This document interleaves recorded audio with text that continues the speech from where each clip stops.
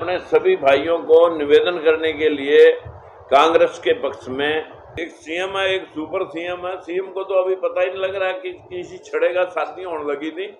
वो शादी वाले दिन भी पूछ रहा है कि वो आखिर सच्ची बात है कि मेरी शादी होने भी लग रही है। तो यही पोजीशन है अभी कि मैं सीएम हूं भी या नहीं।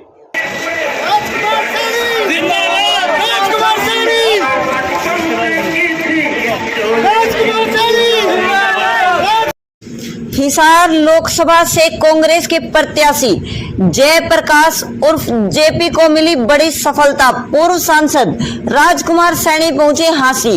गोसाई गेट पर ली कार्यकर्ताओं की मीटिंग और कांग्रेस प्रत्याशी जयप्रकाश को जितवाने के लिए की अपील।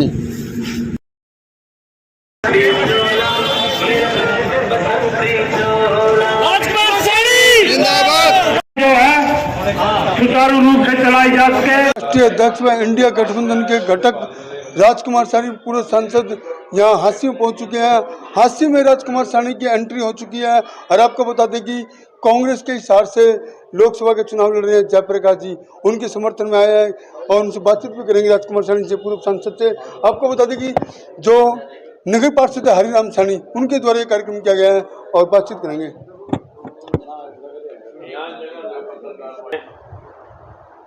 कि आज भाई राहुल गांधी ने जो स्टेप लिया है जातिगत जनगणना और सामाजिक समानता समरसता का, बराबरी का, सबके हिस्से सुनिश्चित करने का, प्रथम बार किसी पार्टी ने इतना बड़ा स्टेप लिया। और आज अगर बैकवर्ड समाज के जो लगभग हजारों राजनीतिक दल बने हुए हैं, वो सभी राजनीतिक दल इस भाव के साथ कांग्रेस पार्टी के साथ जुड़ गए हैं कि भाई किसी ने सामाजिक समरसता और बराबरी की बात उठाई है। हालांकि कांग्रेस 50 साल तक राज किया कांग्रेस ने, तब ये मुद्दे नहीं थे।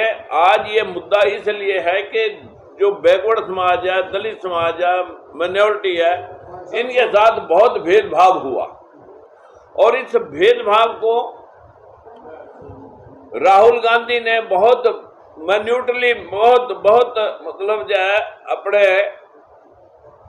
8000 किलोमीटर की यात्रा में प्रमुखता से इस मुद्दे को उठाया कि हम जो लोग पीछे रह गए हैं उनको बराबरी का दर्जा देंगे, उनके हिस्से सुनिश्चित करेंगे। तो आप राहुल गांधी की बात तो सहमत हो? सहमत हैं, तभी तो ये सारे लोग यहाँ आए।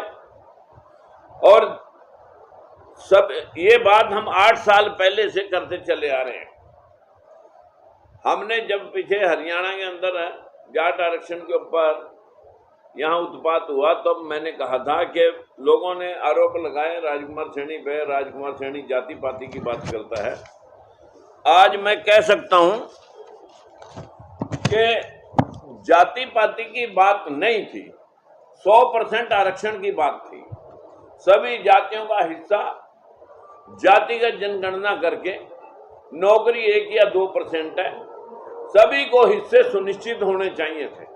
ये 77 साल पहले काम होना चाहिए था, लेकिन बदकिस्मती से किसी ने इस ओर ध्यान नहीं दिया। जो संविधान में लिखा हुआ सबके हक, सबके वोट बराबर हैं। लेकिन आज भाई राहुल जी ने इस मुद्दे को प्रमुखता से उठाया है। उसके इस मुद्दे और इस विचार के साथ लगभग आज 500 पार्टियां समर्थन देकर के पूरे फील्ड में जी जान से जुटी हुई हैं। और सबका एक मन है कि कांग्रेस पार्टी को सत्ता में लाना है और जो झूठ और लूट की राजनीति देश में चली, इसको किनारे करना है। क्योंकि देश में बीजेपी का मुखिया बैकवर्ड बना करके मोदी को सामने लाया गया और बैकवर्ड के हितों की सुनिश्चितता, उनके अधिकारों के लिए जिम्मेवारी थी। लेकिन ये मेरे हाथ में वो पेपर है जो आरटीआई है, 52% लोगों की हिस्सेदारी 11%, और अब तो ये संख्या 55% है जो नीतीश ने जाति की जनगणना कराई। 55 लोगों को हिस्सा ही 11 मिला, अपने से 5वां हिस्सा। इस भेदभाव को बहुत अच्छे से कांग्रेस के सीपे सलार भाई राहुल जी ने समझा और इसको प्रमुखता दी।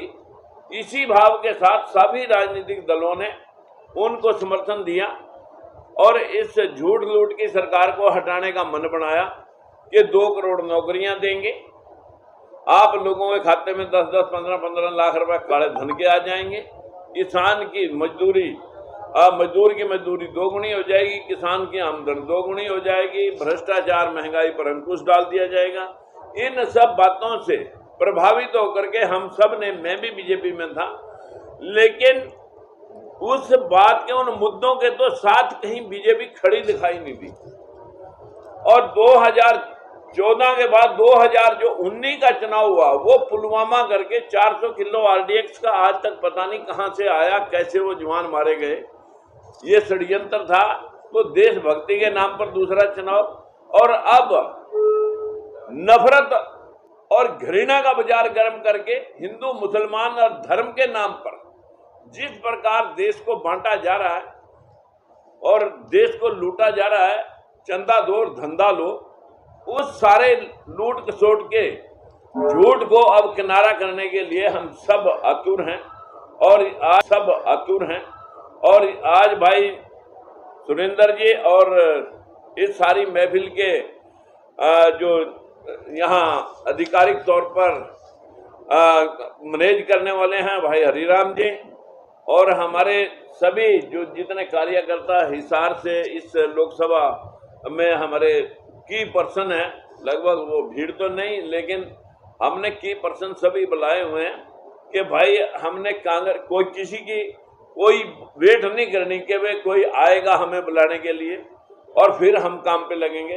आप अपने से इस झूठ लूट की सरकार को हटाओ और कांग्रेस को जिताओ। सर हरियाणा में सीएम है, एक सुपर सीएम है, ये तो आपको भी पता है, सारा मुल्क कह रहा है, एक सीएम है एक सुपर सीएम है। सीएम को तो अभी पता ही नहीं लग रहा है कि किसी छड़े का शादी होने लगी थी, वो शादी वाले दिन भी पूछ रहा है कि वो आखिर सच्ची बात है कि मेरी शादी होने भी लग रही है।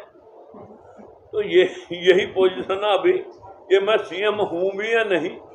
तो ये जो आप हमारे चैनल को लाइक करें, शेयर करें, सब्सक्राइब करें, कमेंट करें, बेल